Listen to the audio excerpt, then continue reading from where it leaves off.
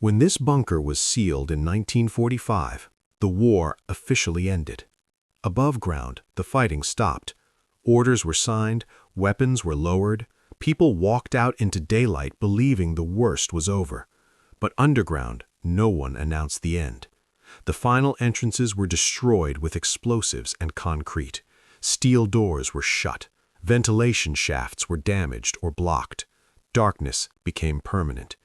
Inside the bunker, time froze at that exact moment. Meals were left half-finished. Beds were left exactly as they were. Personal items remained where their owners last touched them. There were no evacuation lists, no confirmed head counts, no official record of who was still inside when the doors closed. For the men underground, the war did not end with surrender. It ended with silence. Hours passed, then days. Air grew stale, lights failed, the sounds from the surface slowly disappeared. At some point, the realization would have come. No rescue was coming, no orders were coming. No one above knew who was still below. The bunker was never reopened. Not in the weeks after the war, not in the years that followed, not even decades later. Because opening it meant facing a question history avoided. What happens when a war ends and the people underground are forgotten? Until now. The men assigned to this bunker were not the figures history remembers. They were not famous officers. They were not high-ranking commanders. Most of them would never appear in books or photographs. They were ordinary men pulled into an extraordinary collapse. Before the war, many of them had been mechanics, factory workers, clerks, drivers, technicians. Some had families. Some had never left their hometowns before being sent here. By the final months of the war, Germany was under constant bombardment. Cities were burning, rail lines were shattered, communication was failing. The bunker was presented as protection, a reinforced space underground, concrete thick enough to survive air raids, ventilation systems designed to keep men alive even if the surface above was destroyed. For those sent inside, it was described as temporary, a place to wait, a place to endure until orders came. But as days passed, those orders became less clear. Supplies arrived irregularly. Messages from command stopped coming. The outside world grew distant and abstract. Some men began to understand what the bunker really was.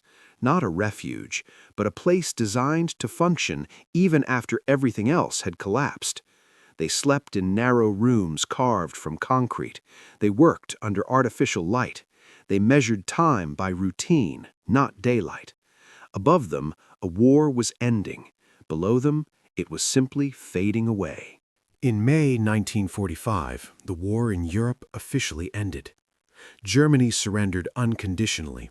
The chain of command collapsed almost overnight. Orders stopped flowing, not because they were completed, but because there was no one left to issue them. Above ground, the transition was swift. Allied forces moved in. Government buildings were occupied. Military installations were catalogued, dismantled, or destroyed. On paper, the conflict had reached its conclusion. For underground installations like this bunker, the process was procedural. Entrances were identified. Access points were destroyed. Ventilation shafts were damaged or sealed. The objective was simple: deny any possibility of continued resistance. According to official documentation, all personnel assigned to the bunker had already withdrawn. The structure was listed as cleared. Its closure was marked as a formality. But the documents are brief, clinical, final. They list dates and actions, but they do not list names. They do not describe conditions. They do not account for delays, confusion, or breakdowns in communication during the final days of the war. By that point, Germany's infrastructure was in ruins. Rail lines were destroyed. Telephone networks were unreliable or non-existent. Entire units were operating without contact with higher command. In that chaos, evacuation was not always a coordinated process. Sometimes it was an assumption. The official record says the bunker was empty when it was sealed. The bunker itself does not confirm that. For decades, the bunker remained closed. Its location was known, its existence was documented, but no one went inside. The entrances were buried beneath rubble and reinforced concrete. Time, moisture, and soil slowly erased any visible trace from the surface. When modern exploration teams finally gained access, the expectation was simple. They expected collapse. They expected decay. They expected emptiness. What they found instead was preservation. Behind the destroyed entrances, the bunker opened into intact corridors of reinforced concrete. Walls showed minimal structural damage. Steel support frames remained in place. This structure had been built to last. As teams moved deeper, the scale became clear. This was not a single shelter. It was a network. Long corridors branching into secondary passageways. Clearly marked rooms with defined purposes. Doors designed to be sealed from either side. Electrical conduits ran along the walls. Cable mounts were still visible. In some sections, insulation remained intact. The bunker had been engineered to function independently. Ventilation shafts extended upward through layers of earth and rock. Airflow systems were designed to circulate fresh air even if the surface was compromised. This was not improvised construction. It reflected planning, resources, time. Rooms designated for command operations sat deeper underground. Their placement minimized vibration and blast effects. Medical spaces were located nearby. Walls showed mounting points for equipment. Floor drains suggested long-term use. Storage areas followed, large enough to hold food, medical supplies, fuel, and ammunition. Some shelves had collapsed, others still stood. The bunker was not built to hide, it was built to endure. As exploration continued, one detail became impossible to ignore. Nothing appeared rushed. There were no signs of a sudden evacuation, no evidence of panic, no destruction consistent with a forced retreat. Instead, the bunker looked paused, as if life inside had stopped at a precise moment and never resumed. The deeper the exploration teams moved into the bunker, the more the space stopped feeling abandoned. It felt interrupted. Personal belongings were scattered throughout the corridors, not discarded, not destroyed, left behind. Mess kits sat empty on narrow shelves. Uniform jackets hung from hooks near sleeping areas. Boots were lined neatly beside bunks, as if their owners expected to return. In several rooms, writing surfaces remained in place. Chairs were pushed in. Notebooks were gone, but pencil marks still faintly traced the concrete. Medical areas revealed the same pattern. Supplies had been opened. Bandage wrappings were found in waste containers. Glass fragments from medical vials remained on the floor. These were not emergency treatment spaces abandoned in haste. They were functioning rooms used until they were no longer accessible. As teams mapped the interior, they encountered something more troubling. Several internal passageways had been deliberately sealed. Concrete had been poured across connecting corridors. Steel doors had been locked and reinforced from the inside. In some places, debris had been piled intentionally to block movement. These were not allied demolitions. There were no blast signatures, no fragmentation patterns, no evidence of external explosives. The blockages had been constructed by the men inside the bunker. Along the edges of these sealed corridors, the walls told a different story. Repeated tool marks scarred the concrete, shallow at first, then deeper. Marks overlapped one another, as if multiple attempts had been made over time. Someone had tried to reopen what had been sealed. Someone had tried to move forward when every route ahead was blocked.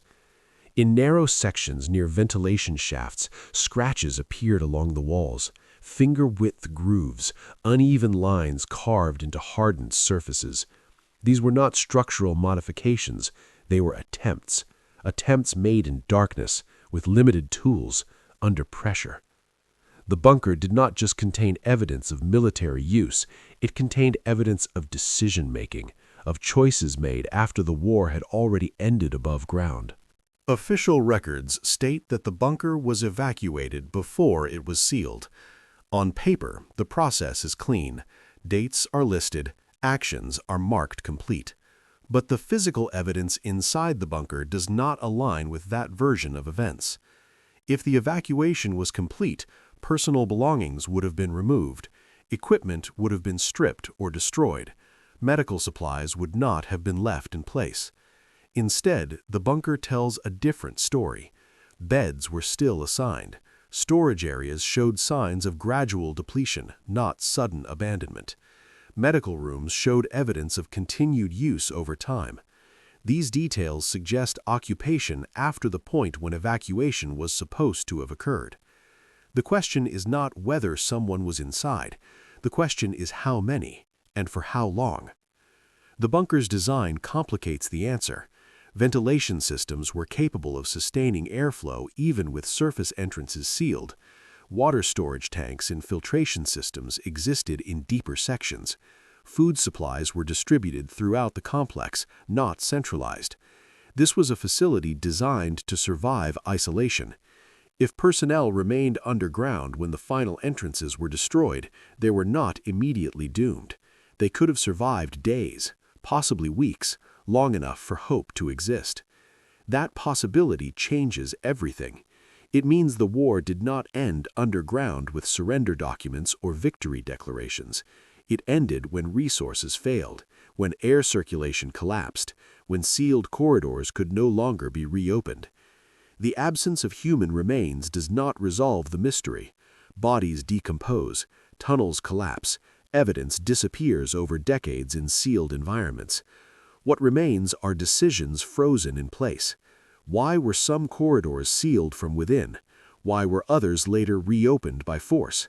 Why do some areas show signs of repeated attempts to break through? These are not the actions of men following orders. They are the actions of men responding to reality. History does not record their names. It does not record their final decisions. It does not record when the last light went out underground. All that remains are the questions, and the bunker offers no answers. For nearly 80 years, the bunker remained closed. Its existence was not a secret. Its location was known to authorities. Its structure was documented in archives. And yet, no serious effort was made to fully reopen it. The reason was not technical. Modern engineering could have excavated the entrances.